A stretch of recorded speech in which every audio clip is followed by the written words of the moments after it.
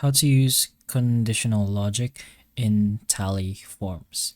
So, for a general explanation, conditional logic lets you form adapt in real time based on someone's answers. So, you could show or hide questions, skip irrelevant pages, or even jump to a custom page, or even route respondents down a completely different path, but it's going to be based and depend on their responses.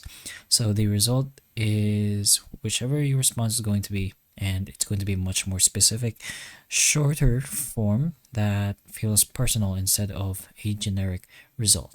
So we're just going to go ahead and do an example. Actually, we're going to use a template in our case so that we already have questions to do this on.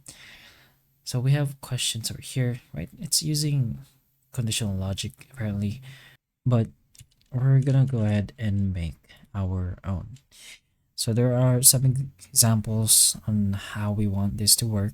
Either progressive disclosure, it only shows fields when they're needed, and you use this for waiting list forms. You have pricing calculators, personalized confirmation, personality quizzes like this one.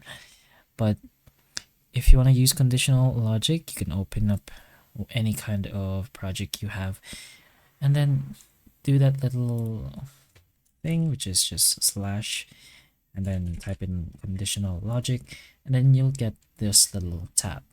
So let's say you have the second question over here, or the first question: if you were a dessert, which one would you be? So there's a lot of other things like the calculated fields over here, but let's stick with the input fields just as an example. So let's say question one over here: if you were a dessert, which one you would be? Which one would you be? I mean, is not, is empty, is not empty. But let's choose this one first. Is, let's say the first answer is an ice cream sundae. Then we can add a condition, which is supposedly this one. It already has one. We could remove this.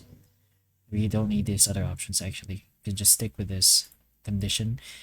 Then if question one is an ice cream sundae, which is the first answer, this will happen. We can jump to a page, we could calculate, we could have it require an answer, we could show blocks, or hide button to disable completion.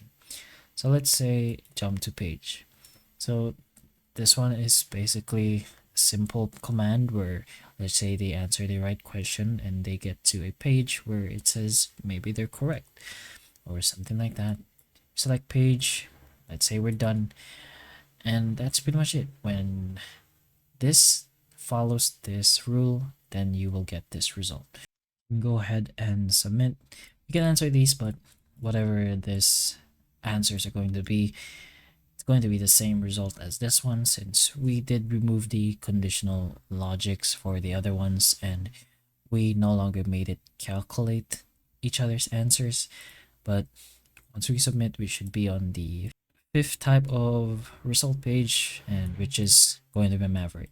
It gets complicated further on, so if you want a more specific answer, you could always go ahead here. Just go ahead and press on conditional logic again, like so, and you can learn more about it.